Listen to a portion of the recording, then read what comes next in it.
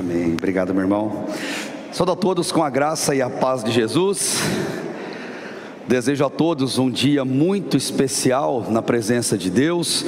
Convido você que nos assiste em casa e você que está aqui presencialmente, para que tenha sua Bíblia em mãos, já que nós vamos falar de um assunto espinhoso, mas um assunto em que a Bíblia nos traz respostas. A Bíblia não se cala diante de qualquer problema ou assunto polêmico em nossa sociedade. Então, que você tenha seu coração preparado, como nós já adoramos, nós já cantamos a Deus, e agora queremos ouvir o que Deus tem a nos falar por meio de uma temática tão impactante. E deixe-me definir as bases da nossa conversa em nosso escolão hoje de manhã.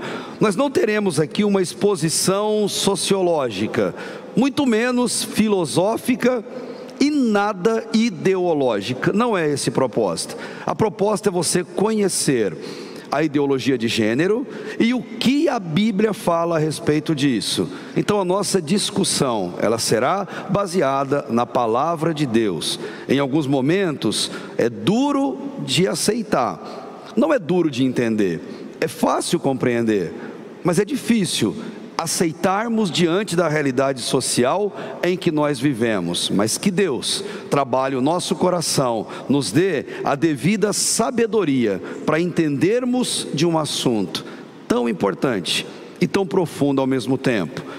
Quando falamos ou ouvimos aqui a exposição sobre teísmo aberto, existe uma parte boa em tudo aquilo, quando devemos olhar para o amor de Deus como um dos seus principais, se não o principal atributo de Deus. É uma parte boa. Quando falamos de feminismo, nós vimos também que grande parte do problema do feminismo foi provocado pelo machismo. Pois não fosse o machismo, talvez essa discussão sequer teria iniciado no mundo. Mas as mulheres precisaram dar o grito de liberdade social, dar o grito e mostrar que elas são seres humanos, que elas são pessoas criadas perfeitamente por Deus, com os mesmos direitos de todos os homens. Então teve um lado positivo. Mas quando falamos de ideologia de gênero, nós não encontramos esse lado positivo, porque ela é uma deturpação clara, evidente e proposital da palavra de Deus. A palavra de Deus que é santa e que é imutável. Para a gente compreender dessa nossa conversa de maneira muito rápida, já que o nosso enfoque é bíblico, deixa eu te trazer um pouquinho de história para você compreender de onde isso veio, de onde isso nasceu. Não apareceu ao acaso. Lá na primeira metade do século passado, nós tivemos um psicólogo de renome. A ideologia de gênero nasceu na psicologia, por meio de John Money. John Money, lá em 55, ele mexe com as estruturas sociais do mundo ao divulgar um estudo, dizendo claramente que há uma separação entre sexo biológico e gênero. Até então não se discutia isso, até então não se falava isso. Por quê? Porque até então havia um padrão universal no mundo, uma verdade absoluta.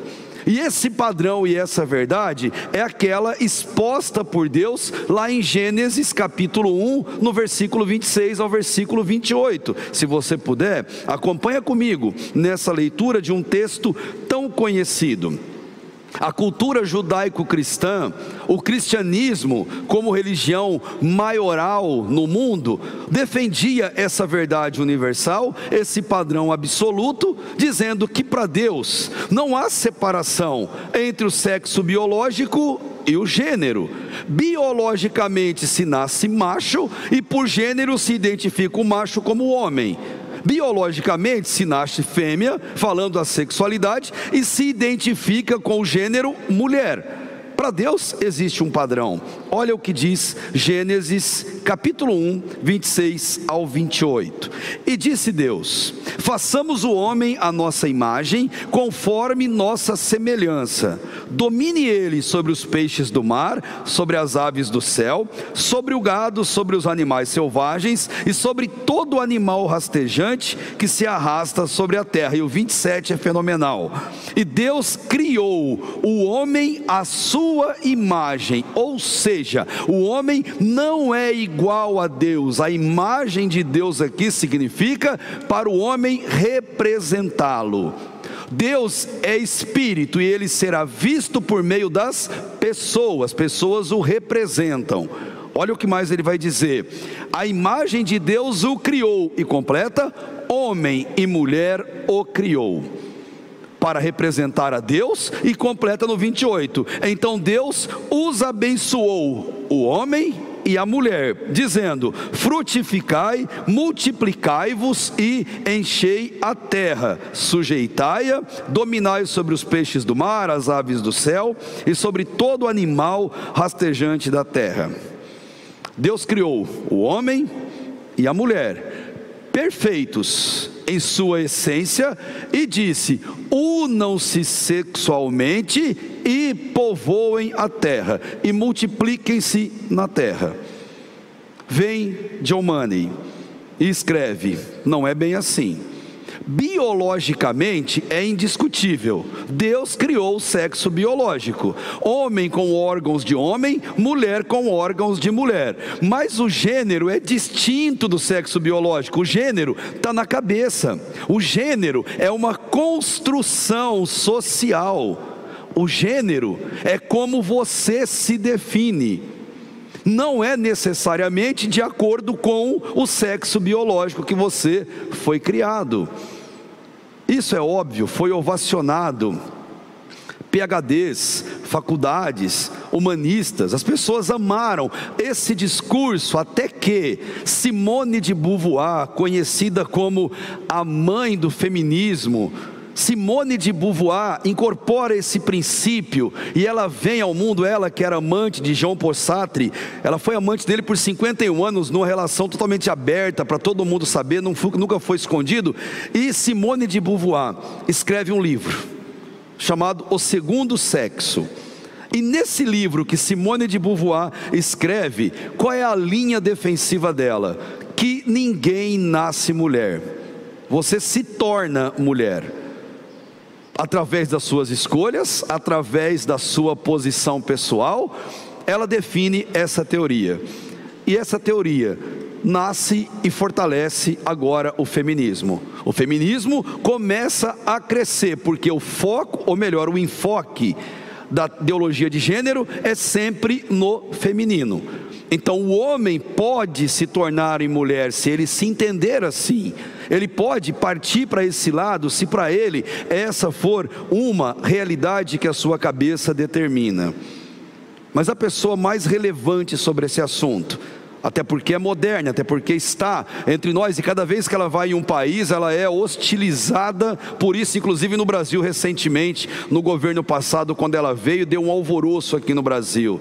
Judith Butler, essa mulher é a mãe da ideologia de gênero como nós a conhecemos hoje. Década de 90, ela lança esse livro, que se torna best-seller, que se torna livro de cabeceira de universidades públicas principalmente, quando ela aborda os problemas do gênero. E ela vai trabalhar isso de maneira aberta, de maneira espontânea, dizendo para todo mundo aquilo que o John Money escreveu lá atrás, aquilo que Simone de Beauvoir defendeu. E o que eles defendem, ou eles trabalham especificamente? Eles combatem a cultura patriarcal. Eles vão dizer que o nosso mundo, nesses milhares de anos de existência, ele foi sempre fundado numa cultura patriarcal. E não estou mentindo, de fato, essa cultura patriarcal, mas eles vão atacar a parte negativa. Na cultura patriarcal, sempre definiram a mulher em 3 papéis. A mulher, para ser mulher, ela tinha que fazer esses 3 papéis e pronto, de preferência calada. Os 3, quais eram? Cuidar de criança, cuidar de filhos, cozinhar para a família e ir para a igreja nos domingos. O papel de mulher era esse e só esse, mais nada. Eles combatem essa cultura patriarcal, que era muito mais machista do que patriarcal. E o que eles defendem para combater essa cultura? Defendem que quem define o papel da mulher na sociedade não são os homens. Quem define o papel da mulher na sociedade é a própria mulher. Aí você está pensando, poxa Pedrosa, mas isso está certo.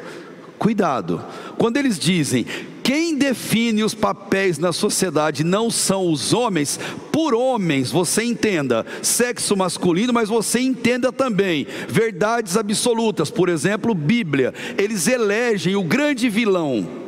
O vilão de tudo isso é o cristianismo. O cristianismo é que incute nas pessoas essa questão de papéis. Eles definem que não é a Bíblia, não é Deus, e vão até defender que Deus nem homem é, que Deus é uma mulher, é Sofia, que vem do paganismo, é uma coisa muito mais profunda para ser discutida. Então eles vão defender, não é a Bíblia que define, gente, apaga Gênesis 1, 26 a 28, apaga Gênesis, apaga Antigo Testamento, apaga a Bíblia, põe fogo nisso. É o que eles vão defender, porque a Bíblia é uma defensora, criadora, então eles fazem uma abolição dos papéis tradicionais. Papel tradicional, que o homem tem aquela questão funcional do que o homem faz, questão funcional do que a mulher faz, questão funcional do papel dos filhos e por aí vai. Eles dizem, vamos abolir com isso.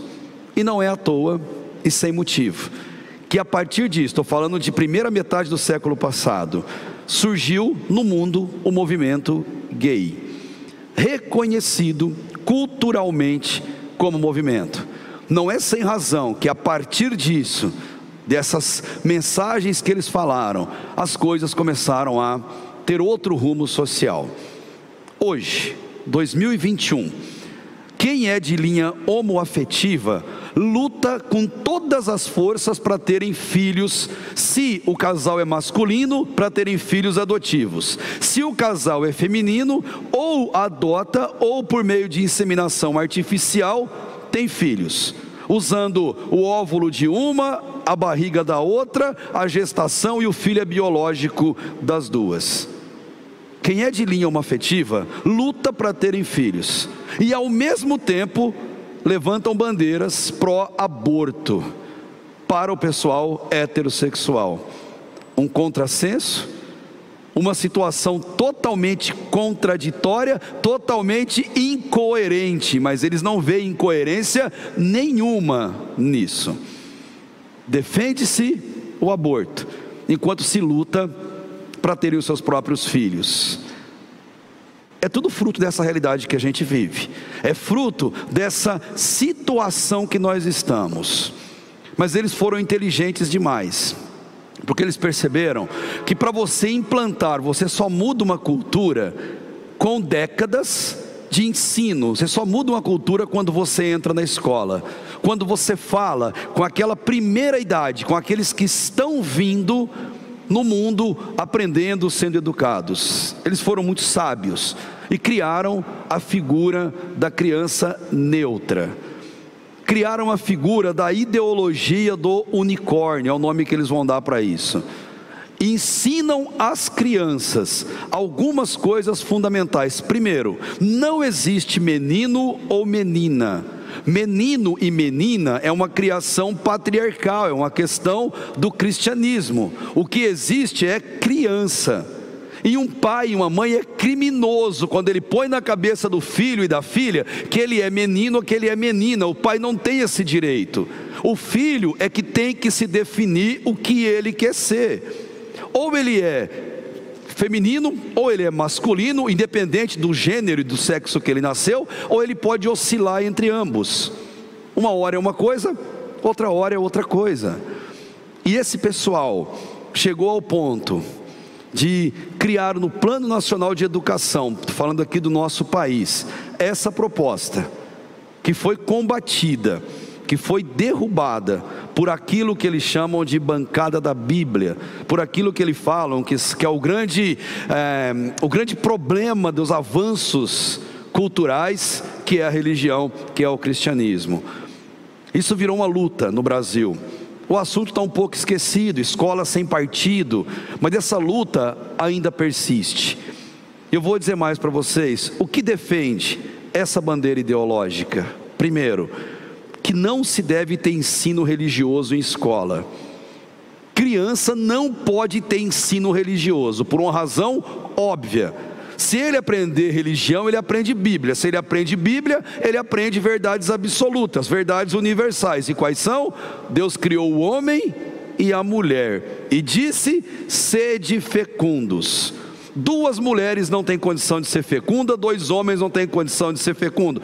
Então a religião atrapalha.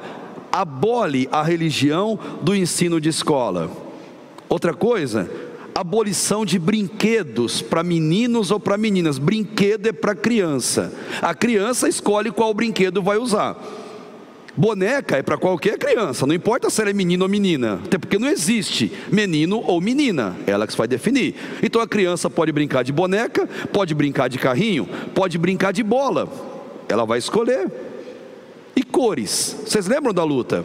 Não existem cores que definem. Rosa não é para menina e azul não é para menino. Cores são cores, e a criança escolhe a melhor cor que lhe agradar. E banheiro? Até tem banheiro masculino e feminino, mas não é o banheiro, não é a regra social que define quem pode usar. Quem define qual usar é a criança. Ela olha para o banheiro e ela se identifica feminina, ela entra no banheiro de menina. Ela se identifica masculino, ela entra no banheiro masculino. Ela escolhe, ela define. E tem banheiro, para acabar com o problema, que nem é masculino nem feminino. O banheiro é único, à vontade. A pessoa que se define assim, ela entra. Talvez você está pensando: Pedro, mas onde é isso? Isso acontece lá na Ásia, na Europa, América do Norte? Isso acontece do lado da tua casa. Isso acontece na nossa cidade, na nossa região, no nosso estado e no nosso país. Queridos, e é uma questão sem volta.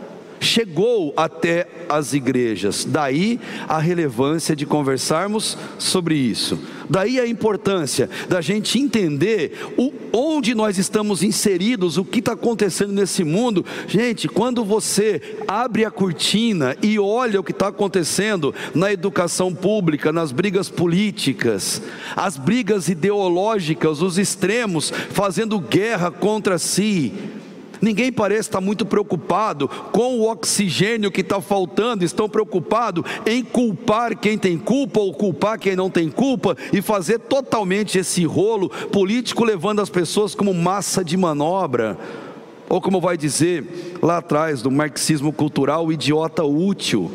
Nos convencer a pensar o que eles querem que a gente pensa, e não pesquisar e não ir atrás. E aí uma provocação que eu faço: por que isso está acontecendo? Por que isso está exatamente agora em nossa geração? Aí eu concordo com o pastor Augusto Nicodemos, quando ele diz: Deus tirou o pé do freio nessa geração. Deus falou assim: é o que vocês querem? Caminhe assim.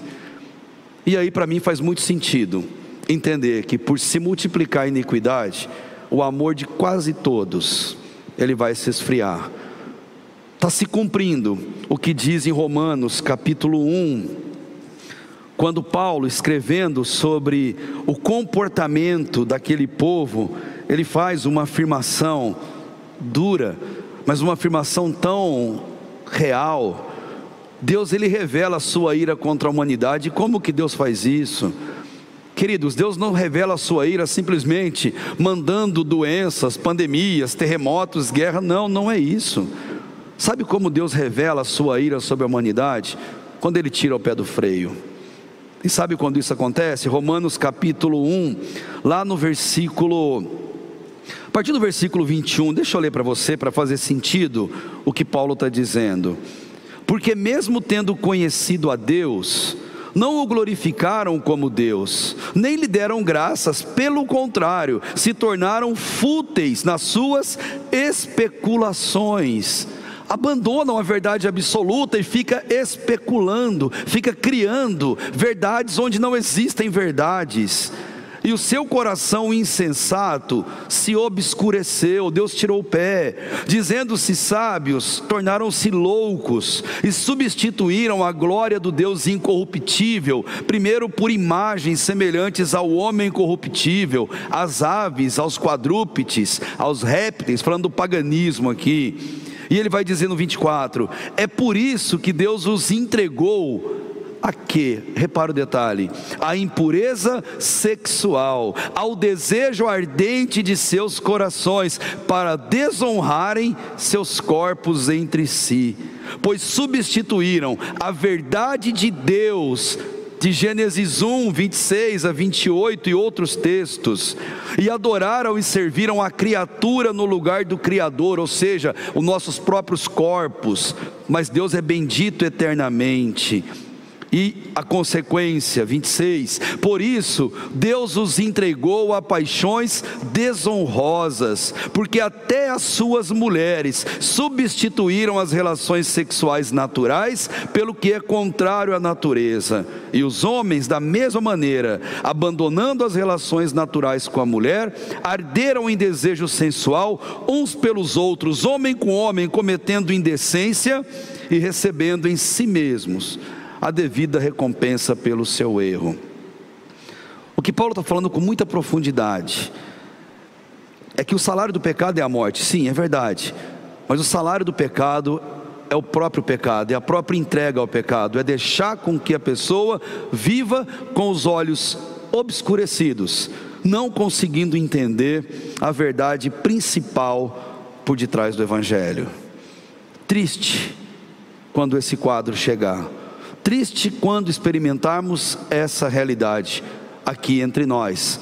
E eu ouso dizer que essa realidade chegou. Deus criou perfeito o homem e a mulher, em sexo biológico, em gênero, em como eles se veem, em como eles se relacionam. Mas o problema é o pecado. O problema não é o pioneiro que criou essa ideia, o John Money. O problema não é Simone de Beauvoir, o problema não é Judith Butler. O problema é o pecado, gente, no coração da humanidade. O problema é o pecado que deturpa tudo que Deus faz perfeito.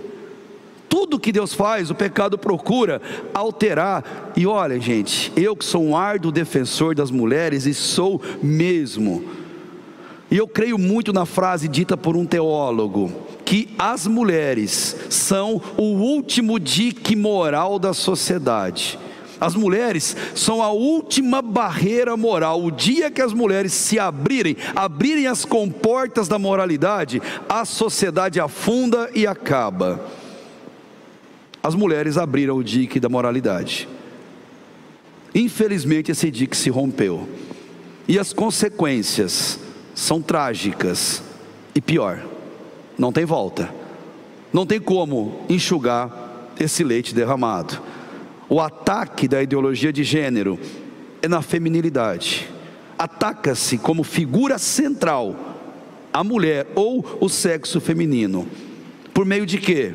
Duas coisas fortes. Primeiro, o marxismo cultural.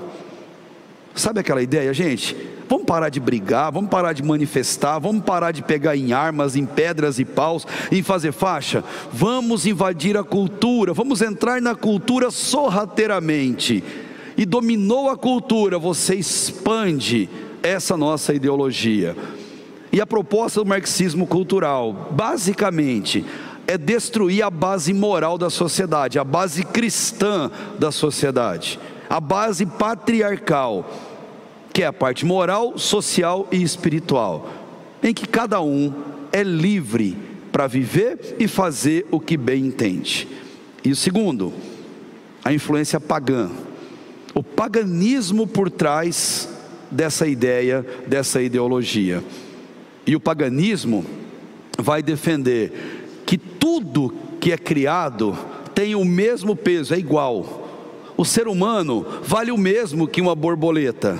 Um ser humano vale o mesmo que uma baleia jubarte. Ele vale o mesmo que um mico-leão dourado. Ele vale o mesmo que um hipopótamo, que um coala. O ser humano vale o mesmo que um chihuahua, que um hamster, ou que o seu animal de estimação. Não, o ser humano não vale o mesmo. O ser humano vale menos. Porque a mesma pessoa que sai defendendo desmatamento, ou contrário ao desmatamento, defendendo a preservação do bichinho na Amazônia, é a mesma pessoa que vira o cartaz e fala: aborto sim, legalize o aborto. Ou seja, para a ideologia a vida humana vale menos que a vida animal. Pessoas trocam afeto por pessoas, para animais de estimação, para pets, como a gente tanto conhece.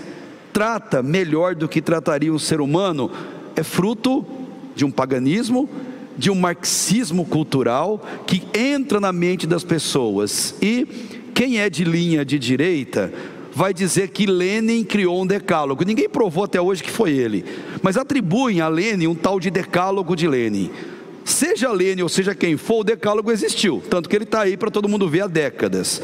E o primeiro ponto do decálogo, dos 10 mandamentos que eles colocam, é: corrompa a juventude e dê a ela liberdade sexual. Não adianta você corromper pessoa mais velha, porque a teologia mineira diz que pessoa mais velha é igual burro velho. Você pode passar sabão que não faz espuma, não adianta, ele não muda de ideia. O mais velho, ele é determinado, ele é fixo. O mais novo, de boa. O mais novo, você consegue guiá-lo para onde você quer. Aí as ideologias vêm e vêm com 2 pés no peito. Os nossos jovens entram nas universidades federais, principalmente. Em menos de um ano, ele já está pensando ideologicamente, não mais teologicamente. Em menos de 2 anos, a estatística diz que mais de 60% deles abandonam a igreja. No final do curso eles abandonam a fé completamente. Por quê? Porque eles aprenderam uma verdade que sempre esconderam deles por meio de um professor PhD com pós-doutorado em tal lugar, e o cara é o bicho, o cara é inteligentíssimo, o cara é fantástico, e o cara convence o nosso jovem de que Deus é uma fraude, que Deus não existe, que Deus está morto, e que a verdade é ideologia de gênero, movimento homoafetivo ou uso indiscriminado de drogas. O jovem só se esquece, e aqui vai um alerta para todos e para você que está me assistindo: para cada posição de um PhD, tem pelo menos outras dezenas contrárias a ele. É isso que faz um estudo em âmbito de doutorado, é você ter uma tese, uma linha, e a ideia é você discutir um ponto. Não existe unanimidade, mas o nosso público, ele vai naquele que ele gosta, que ele cria simpatia, ele vai naquele que fala bonito, que tem uma boa argumentação e principalmente que usa a Bíblia como forma de confrontação. A ideologia de gênero, ela entrou, usa-se as pessoas, fica gente inteligente de direita, gente inteligente de esquerda, se a gente pode definir assim, brigando, degladiando, ensinando, e no meio, como eu digo, na briga entre o mar e a rocha, sobra para o marisco. Quem está no meio, que é o povo, ele é que sofre com isso. Ele vai para lá, ele vai para cá, ele vai para um lado, ele vai para o outro. Infelizmente, o nosso cristão, ele é levado a não ter senso crítico.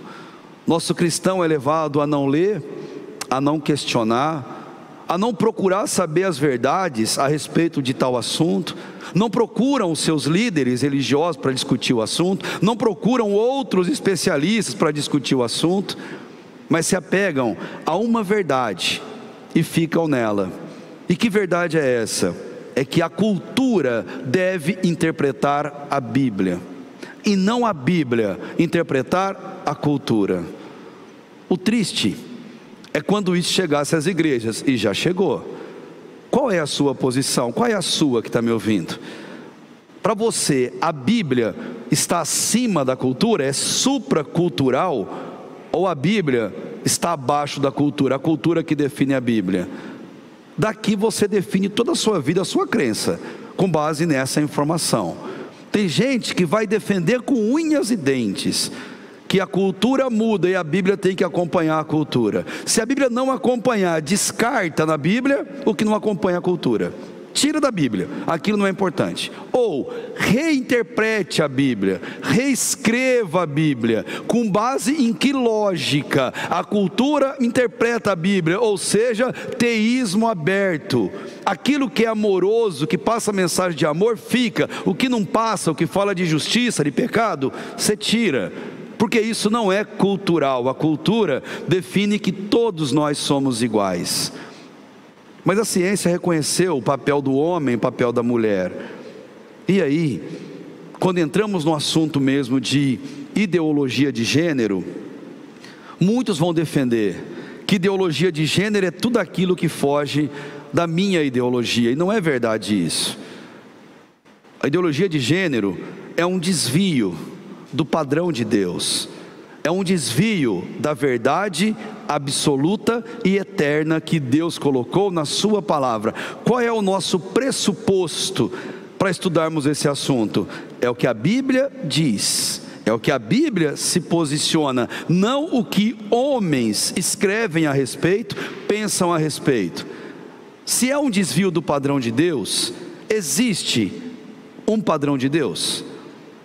Existe de fato esse padrão ou é uma invenção? E o padrão existe. E o padrão qual é? De baixo para cima. Deus criou um sexo biológico. Um para o macho, um para a fêmea. É o termo que se usa, ainda tem antiquado, mas é o termo que se usa. Um para o macho, um para a fêmea. Não existe do meio. Não existe possibilidade de intersecção. É um e outro. O sexo biológico macho, ele se identifica mentalmente por gênero homem, verdade absoluta. O fêmea se identifica com o gênero mulher. E os dois se encontram em uma relação heterossexual que pode produzir a próxima geração, que pode produzir filhos. O que passar disso, tira a Bíblia, esquece a Bíblia. É construção social, é construção ideológica. Para a Bíblia, isso é o padrão de Deus. Não, mas eu não creio nisso, então eu não creio na palavra de Deus. Jesus, quando falava o Sermão do Monte, ele disse: olha, nem um tio, nem uma vírgula dessa minha palavra vai passar. Tudo vai passar, mas as minhas palavras não passarão. A Bíblia, essa Bíblia que conhecemos e amamos, como disse Lutero, ela não é antiga e nem moderna, ela é eterna. A Bíblia não muda a despeito das nossas opiniões. A Bíblia não se encaixa no que nós achamos ou deixamos de achar. A Bíblia é a verdade absoluta que tem um propósito: revelar Deus para a humanidade com um objetivo: trazer salvação ao homem pecador. Isso é o que diz a palavra de Deus. O papel do homem, o papel do mal na humanidade é misturar, confundir, trazer essa confusão. Olha só, como para Deus a coisa é simples: homem e mulher, macho e fêmea, numa relação heterossexual, produz uma família. Definição de família no dicionário, até 1990, era a união entre um homem e uma mulher e os filhos advindos dessa união. Definição de família no dicionário, pode procurar no Aurélio Antigo. Depois de 90, com Judith Butler e sua linha de ideologia de gênero, definição do dicionário: família é união de pessoas. Não importa quais, não importa quantas, isso é uma família, união de pessoas. Para Deus, é homem ou é mulher.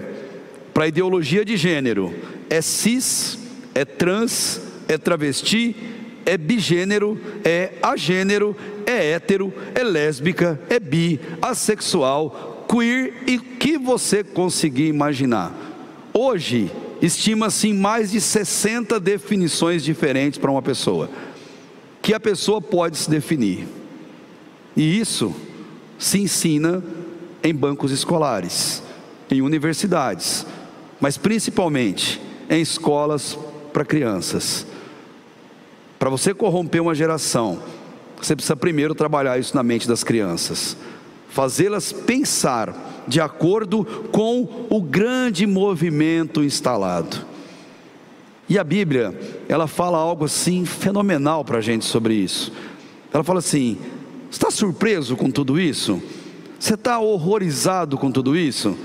Fica não. A Bíblia já disse que isso ia acontecer. Gente, isso é marca do fim dos tempos. Isso é inevitável de acontecer. Há quem pensa que o mundo vai melhorar moralmente e aí Jesus vem. Mas a imensa maioria acredita que o mundo vai piorar drasticamente e aí Jesus volta para buscar a igreja. A Bíblia chama isso de apostasia dos últimos tempos. E o que é apostasia dos últimos tempos? É abandonar a fé. E você abandona a fé tendo fé. O pior abandono da fé não é estar fora e não querer entrar, é estar dentro, mas nunca ter participado efetivamente da fé. Esse é o pior abandono. Gente, podemos falar em apostasia e volta de Cristo quando mais e mais pessoas se tornarem cristãos e menos delas são convertidas verdadeiramente ao Evangelho. Não é à toa que Jesus fala em sua palavra que na sua segunda volta, muitos e muitos vão dizer a ele: Senhor, mas em teu nome eu fiz, eu vi, eu participei, e receberão a reprimenda dura de Jesus: filho, mas eu nunca te conheci, você nunca foi meu. Esse é o grande cuidado quando a gente aborda qualquer tipo de assunto, de linha mais ideológica, de linha mais sociológica ou filosófica. Queridos, quando a gente descobre que o mundo está abandonando Deus, quando dentro do povo de Deus, os filtros morais eles se abrem, e abrir o filtro moral é aquilo que era errado ontem, se torna aceitável hoje e se torna obrigatório amanhã. Abrir o filtro moral é você olhar para o passado, e aquilo que chamava de indecência no passado, é amor no presente. Aquilo que se falava em pecado, é liberdade no presente. Quando o filtro moral se abre, nós temos a perfeita noção do que Jesus quis dizer quando ele fala que a marca da sua volta é o amor de quase todos esfriar. E o amor vai esfriar quando a iniquidade se multiplicar. Iniquidade é o pecado cometido de forma consciente e constante. Comete e não para de cometer, sente prazer, comete e se lambuza, limpa a boca, como vai dizer em Provérbios, e diz: eu não fiz mal nenhum, não fiz nada demais. Qual o problema? É a minha liberdade, é o meu jeito de ser.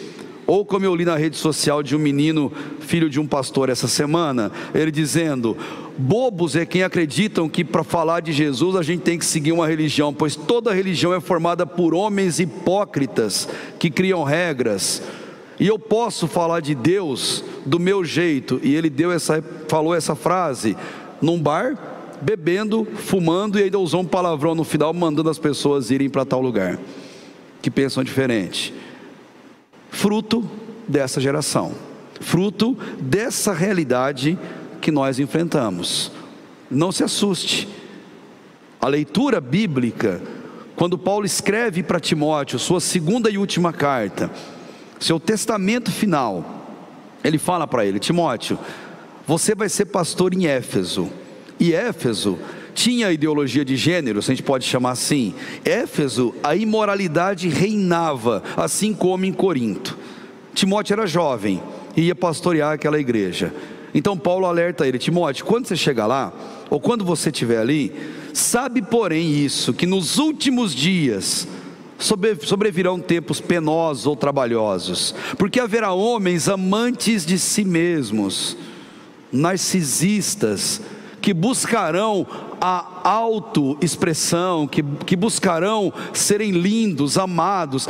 Timóteo, nos últimos dias as pessoas buscarão muito mais curtidas do que amor pelos outros, buscarão muito mais inscritos em suas redes sociais do que os outros, farão aquilo que agrada e que faz aparentemente ele ser amado. Serão avarentos, pessoas que ganharão dinheiro e ganharão muito dinheiro, mas não investem na vida dos outros, não investem na salvação de ninguém, não quer nem saber se o mundo está perdido. Presunçoso, soberbo, blasfemo, fala mal de todo mundo, desobediente aos pais e às mães, ingratos. Você conhece gente assim? Uma ingratidão tremenda. Não importa o que você faça, quando vira as costas para você é ingrato e faz questão de demonstrar isso. Não consegue falar obrigado, não consegue pedir desculpa quando erra. Ele diz para eles: serão profanos, sem afeto natural, irreconciliáveis. Mas ele vai no finalzinho ali no versículo 4: são traidores, obstinados, orgulhosos e mais amigos dos prazeres do que amigos de Deus, mais amigo das ideologias, porque ideologia te leva ao prazer, teologia te mostra que existe limite para as coisas.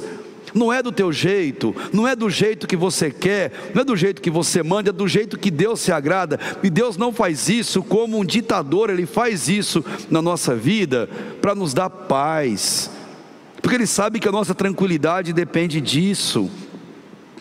A ideologia de gênero, ela veio, ela entrou, ela faz parte da sociedade, e nós vivenciamos essa realidade hoje. E você precisa conhecer desse assunto, estudar desse assunto, principalmente se você tem filhos ainda em idade infantil, se você tem netos em idade infantil. Você não pode ficar assistindo a vida passar pela janela. Você precisa se empenhar em conhecer desse assunto, que tem um domínio sério e poderoso na vida das pessoas. Como indicação de literatura, eu deixo para você Os Cristãos e os Desafios Contemporâneos, de John Stott. Um livro fantástico, grande, mas você lê de ponta a ponta, de tão rico que esse livro é em conhecimento. E John Stott, ele defende nessa obra algo fenomenal. Diante do mundo que nós vivemos, nós temos só 3 opções. Só 3. A primeira, nós podemos fugir desse mundo, nos esconder do mundo. Não é com a gente, não é comigo. Olha, cada um com o seu problema, eu não quero nem saber. Nós podemos fugir, mas creio não ser essa a vontade de Deus para a nossa vida. Deus não nos chamou para fugirmos do mundo. Mateus 28:19 é bem o contrário. Ele diz: ide, que é, vá e continue indo. Para onde? Para o mundo. E vá para o mundo, ensinando as pessoas a amarem essa palavra, batizando-os em nome do Pai, do Filho e do Espírito Santo. Deus, mas eu não dou conta. Eu também não dou, mas Deus falou para cada um de nós: eu estarei com você todos os dias até a consumação dos séculos. Simplesmente faça, e Deus produz o resultado. Nós podemos nos acomodar diante desse mundo, e acomodar é se tornar igual, é se tornar indistinguível. Você vê na rua, você não sabe se a pessoa é cristã ou não. Você vê no shopping, você não sabe se é cristão ou não. Vê na rede social, você não sabe que é cristão, porque versículo não define cristão. Todo mundo coloca versículo em rede social, e geralmente para que alguém olhe o versículo, mas veja o seu corpo lindo, maravilhoso, com pouca roupa ali postado. Acomodação não é uma opção dada por Deus. Mas tem uma terceira, graças a Deus, que é envolvimento. E é sobre isso que eu quero falar. E o foco de tudo isso que eu conversei com os irmãos é chegar nesse ponto. Deus nos chamou não para odiar as pessoas no mundo, não para desprezar os que pensam diferente da gente, os que se vestem diferente da gente, que falam diferente da gente e que se posicionam diferente da gente. Deus nos chamou e nos criou a sua imagem e semelhança para a gente representá-lo aos outros. E esse representar é por meio do amor.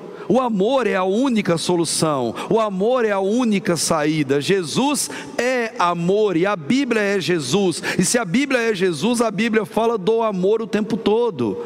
Mas amor não pode ser divorciado da justiça, divorciado da verdade da palavra de Deus. John Stott, na página 24, ele fala: envolvimento significa voltar a face para o mundo, ou seja, olhar para eles com compaixão, sujando nossas mãos, machucando-as e usando-as a serviço do amor de Deus, que não pode ser contido. O amor de Deus, se você não for, o outro vai. Se o outro não for, até as pedras clamarão. Mas o amor de Deus não pode ser contido. Deus nos chamou nesta geração para impactarmos esta geração. Se é uma geração dominada pela ideologia de gênero, a palavra de Deus é a mesma para alcançar essas pessoas. Não há diferença. Deus não trata ninguém com preconceito.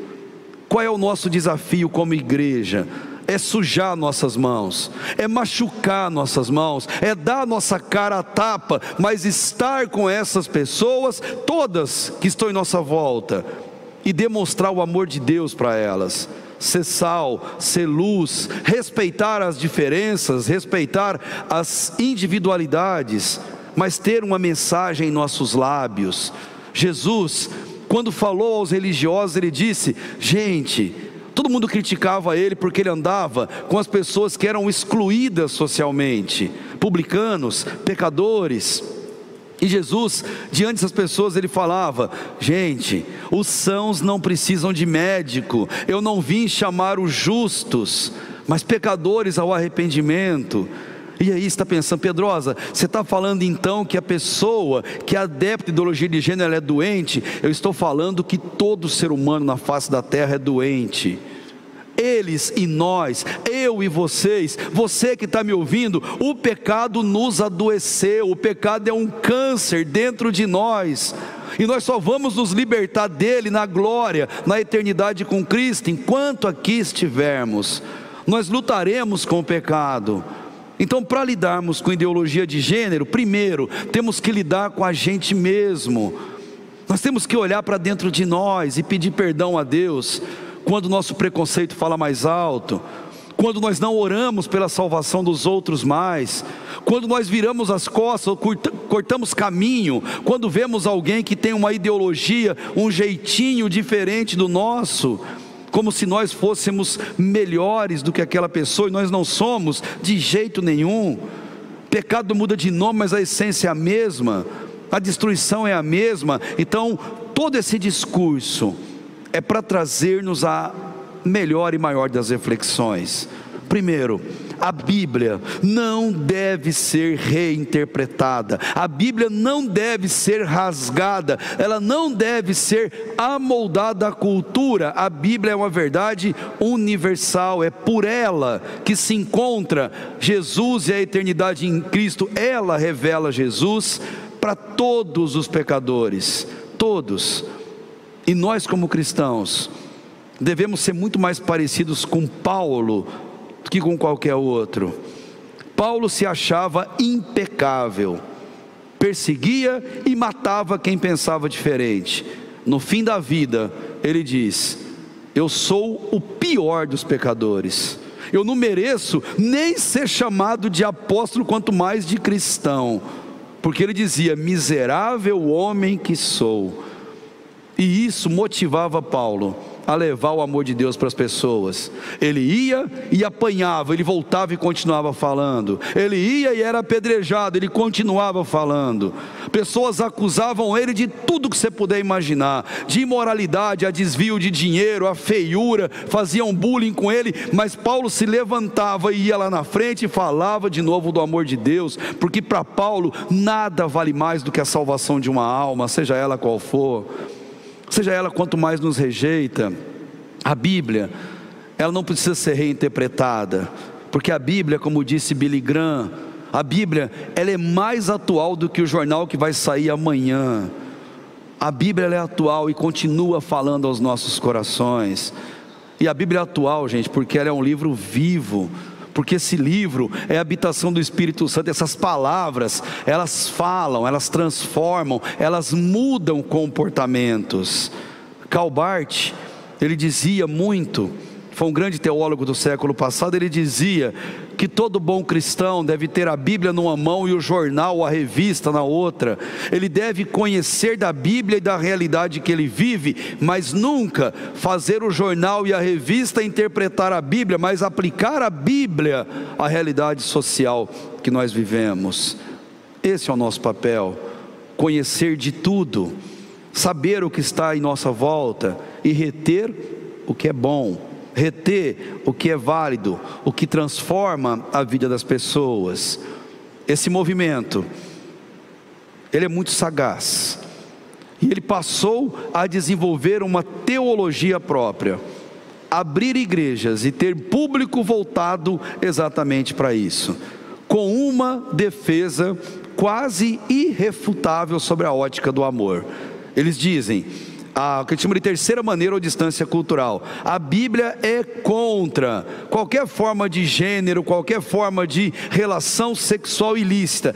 Ela é contrária, tanto que tem 8 relações no Novo Testamento de pecados que fala que imoralidade é a primeira dos pecados que tem. Então a Bíblia é contra, e nós concordamos com isso, desde que, aí vem o detalhe, desde que aquela relação ligada à moralidade, à sexualidade, seja feita no ritual pagão, seja feita com violência, por exemplo, um incesto, um estupro, pedofilia, coisa do gênero, desde que seja uma relação imoral, ou fora do casamento, ou uma relação assim de adultério, ou seja prostituição, para ganhar dinheiro, ter alguma vantagem. Se for fora disso, Deus é amor e Deus abençoa. Ou não há diferença entre um casal hétero, casado e fiel, e um casal não hétero, casado e fiel, desde que sigam os valores bíblicos nesse sentido. Que discurso lindo! E com base nisso, cria-se movimentos em que o bonito é o jovem, o rapaz se vestir de menina.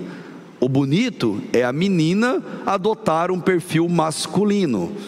A isso, a Bíblia diz claramente que é pecado. Se você olhar 1 Coríntios 6,10, é até muito duro o texto. Eu estou falando só de texto duro aqui hoje, né? Mas 1 Coríntios 10 é um texto muito duro, 6,10, perdão.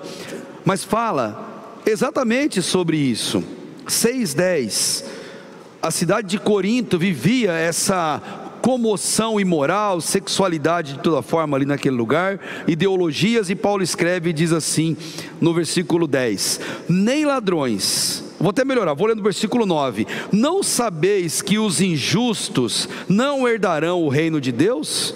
Não vos enganeis, nem imorais, nem idólatras, nem adúlteros, nem os que submetem a práticas homossexuais, nem os que as procuram, nem ladrões, nem avarentos, nem bêbados, nem caluniadores, nem os que cometem fraude herdarão o reino de Deus. E vocês eram assim, versículo 11: mas vocês foram lavados, santificados e justificados em nome do Senhor Jesus Cristo e no Espírito Santo.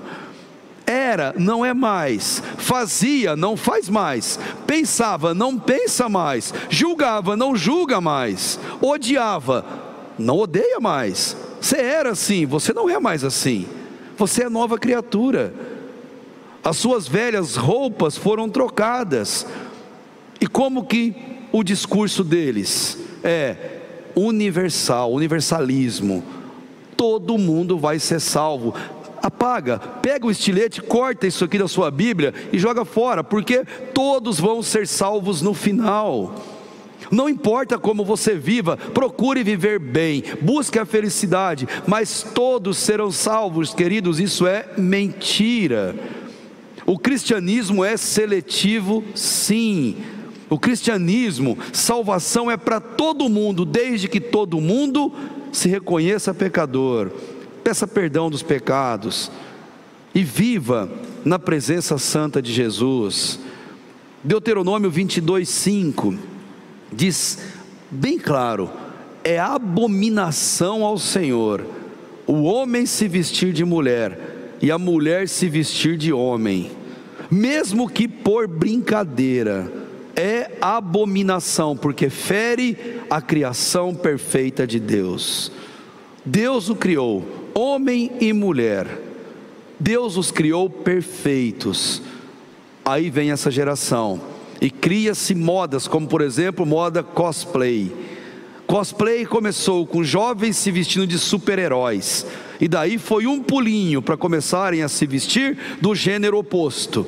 E se reúnem, fazem conferências que custam caro, é coisa de gente que tem dinheiro, e divulgam isso mundo afora, pois acham lindo. Quanto mais o homem se aproximar da feminilidade, mais lindo ele vai se achar, mais lindo ele vai estar diante da sociedade.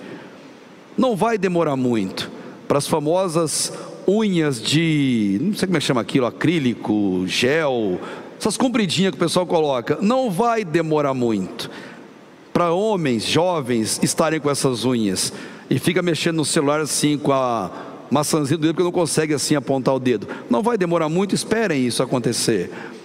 Salões se multiplicam, porque homens se tornaram clientes ativos de salões.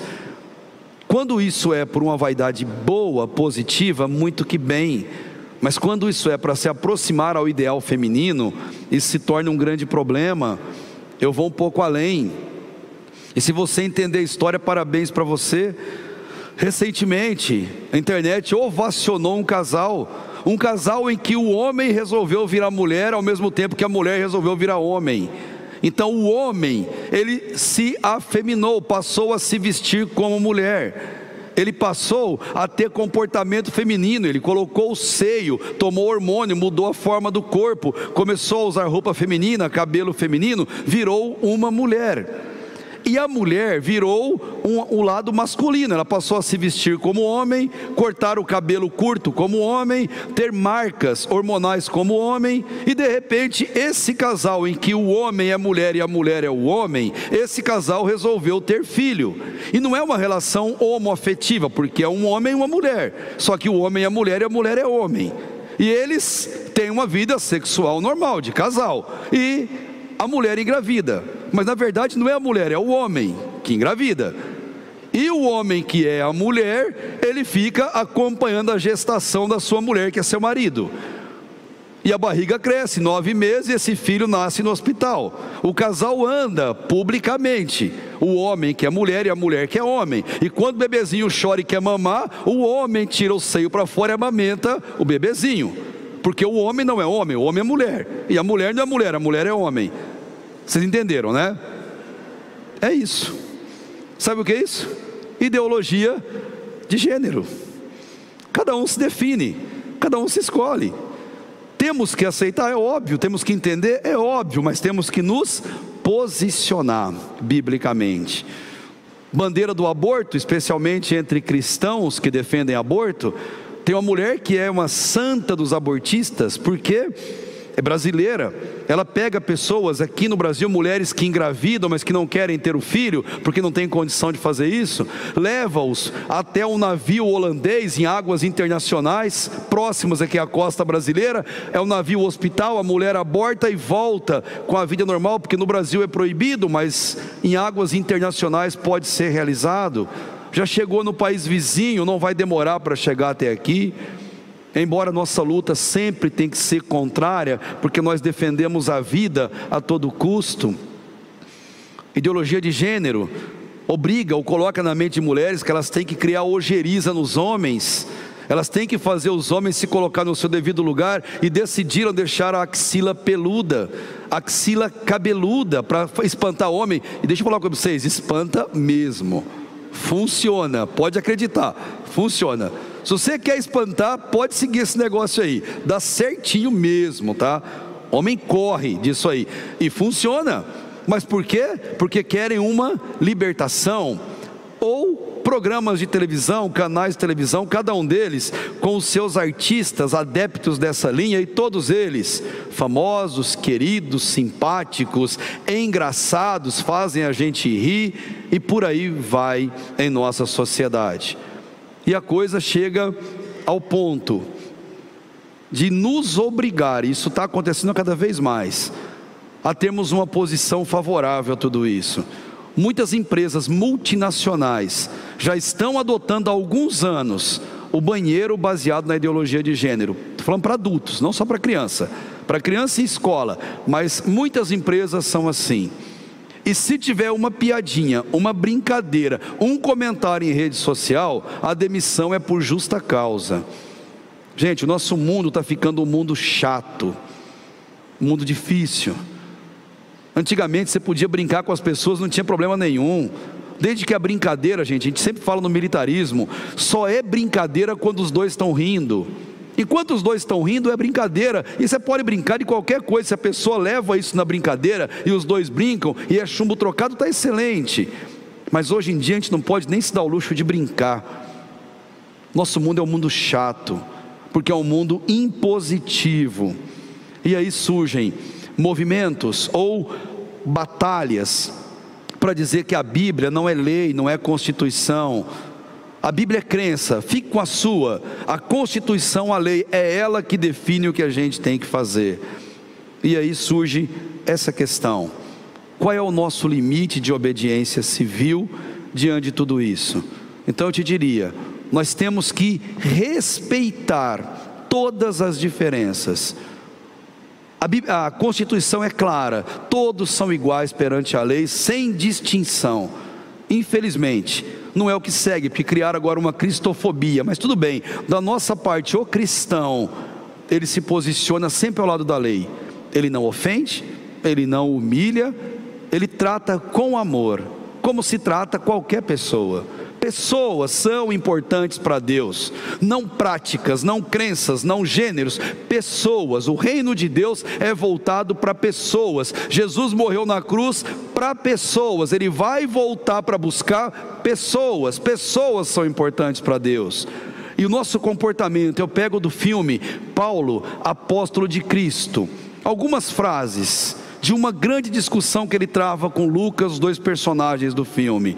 Lucas, ele está indignado com o que está acontecendo com o povo cristão ali em Roma na época de Nero, e ele começa a discutir com Paulo na prisão, e Paulo fala para ele: Lucas, o amor é o único caminho. Mas Paulo, esse mundo não sabe nada do amor, Paulo. Esse mundo é cruel, matam crianças, abortam, humilham, falam, perseguem. Paulo, esse mundo não sabe nada do amor. E Paulo pergunta: então você vai desistir do mundo por causa disso? E Lucas diz: por que não? Eu desisto sim, eu tenho que desistir desse mundo. Paulo fala: não. Por que não, Paulo? Porque Cristo, Lucas, nunca desistiu de nós. Lucas, nós somos o mundo, Lucas. E Cristo não desistiu de nós. Por que eu vou desistir das pessoas? Lucas, o amor é o único caminho. Não tem outro caminho, gente. Não é ideológico, não é debate, não é imposição. Você não vai impor o que você pensa para as pessoas. Ame as pessoas. E de repente Paulo conversa com o tribuno, o homem que é o responsável pela cadeia onde ele está preso, e eu acho lindo aquela conversa. O homem tem a filha curada, o homem senta ao lado de Paulo, e fala a Paulo assim: Paulo, você está me evangelizando, Paulo, mas você acha que você vai me convencer a ser cristão? Paulo dá um sorriso e fala assim: rapaz, não sou eu, mas é o próprio Cristo que vem até uma pessoa e estilhaça as suas defesas, destrói as suas defesas. Só Jesus pode destruir ideologia, pode destruir qualquer filosofia contrária. Só Jesus destrói o pecado que habita o coração da humanidade, seja ele qual for. Aquele homem entende aquilo, aquele homem começa a lacrimejar, e Paulo diz para ele assim: quando Jesus vem, estilhaça nossas defesas, aí nós nos sentimos completamente amados, completamente aceitos e reconhecidos. O pecado aumenta no mundo porque as pessoas não se sentem amadas, não se sentem aceitas, não sentem pertencidas a ninguém. E que falta isso faz nessa humanidade. Por isso que eu amo a frase que ele diz: o amor é o único caminho. Nós não defendemos bandeiras, defendemos o Evangelho. nós defendemos ideologias, defendemos Cristo em sua linguagem do amor, e sempre que se toca nesse assunto, se levantam pessoas que são contrárias, pessoas que agem como inimigos, pessoas que vão dizer que a gente é fascista, que a gente é exagerado em algum ponto, nazista, que a gente é impositor. Vão falar tanta coisa sobre isso, mas a linguagem bíblica é do amor, e nós amamos pessoas, nós levamos a mensagem do amor. E como que a gente resolve isso em nossa sociedade? E aqui eu quero dar sugestão final de tudo isso, para a gente concluir a nossa fala e respondermos perguntas que eventualmente tenham. Como que a gente resolve todos esses problemas de relacionamento e de crença? Com pregação. Pregação é viver a palavra e levar a palavra. Pregação de doutrina. Doutrina é texto dentro de um contexto. Isso é doutrina. Texto fora do contexto é heresia. Como que a gente resolve? Com pregação da palavra de Deus. Existe uma uniformidade? Não, o jeito pode ser variado. Você pode pregar tocando um violão, como você pode pregar falando, você pode pregar cantando, você pode pregar em rede social. O jeito é o de menos, mas a mensagem é uniforme. Só Jesus Cristo salva o pecador. Só arrependimento do pecado, seja ele qual for, conduz alguém para a eternidade com Cristo. Para falar de pregação, eu vou tomar palavras de pessoas muito mais profundas de conhecimento do que nós. Martin Lloyd-Jones, um dos maiores pregadores da humanidade, ele disse: sabe o que é a pregação? É a lógica em fogo, é a teologia em chamas, é o raciocínio eloquente, é o amor em movimento. Isso é pregação, chegando até as pessoas olhando para você e dizendo: eu quero esse Jesus que você tem, eu não quero mais essa vida que eu tenho levado, eu não quero mais perder sono, eu não quero mais ficar pensando em suicídio por causa de questões de gênero, eu não quero mais ficar à base de tarja preta, não quero mais ter medo, vergonha de sair na rua. Eu quero esse Cristo que você tem, eu quero essa alegria que você tem. E sabe quando? Quando a sua vida for uma pregação ambulante, quando a sua vida colocar fogo no mundo, no sentido de levar a boa teologia, ou como ele completa, a pregação é a tarefa mais importante do mundo, a maior necessidade da igreja e a maior necessidade do mundo. Fale da Bíblia, leve a Bíblia, seja a Bíblia para as pessoas que estão em sua volta. Não olhe com o rótulo, a pessoa é isso, é aquilo, pensa isso, pensa aquilo. É uma pessoa que, assim como eu, como você, precisa da mensagem do Evangelho que salva, da mensagem do Evangelho que transforma. O Bounds, que é o autor da melhor obra sobre oração até hoje na face da terra, esse Bounds, ele diz que homens mortos tiram de si sermões mortos, e sermões mortos matam. Homens mortos, homens que são presos a qualquer coisa menos a teologia verdadeira e pura que é de Deus. Spurgeon, grande Spurgeon, ele vai dizer que nenhuma parte das Escrituras, nenhuma, se diz que provê entretenimento às pessoas é função da igreja. Função da igreja é edificar os salvos e buscar os perdidos. A igreja serve para isso, porque assim Deus é glorificado. O papel da igreja é glorificar a Deus, pelo menos dessas duas formas bem características: promover entretenimento, fazer programação em que diz: venha do jeito que você está e continue como você está. Isso não é verdadeiro. Venha do jeito que você está, mas saia transformado pelo amor de Deus, saia modificado pela verdade que liberta e que transforma. E termino minhas citações também com Spurgeon, quando ele diz: preguem o Evangelho, tendo em vista unicamente a glória de Deus, ou então segure a sua língua. Se o seu objetivo não é glorificar a Deus, não fale. Se o seu objetivo é discussão em rede social, cancele a sua rede social. É ganhar inscrito, é ganhar curtida, é ficar notóriozinho, é colocar a tua foto com qualquer bandeirinha para todo mundo olhar e ficar te aplaudindo. Se o seu objetivo é ganhar notoriedade e não glorificar a Deus, não faça. Que Jesus cresça e que a gente diminua a cada dia em nossa existência. E a última frase: a Bíblia, toda a Bíblia, nada mais do que a Bíblia, é a religião da Igreja de Cristo. A nossa religião é a palavra de Deus.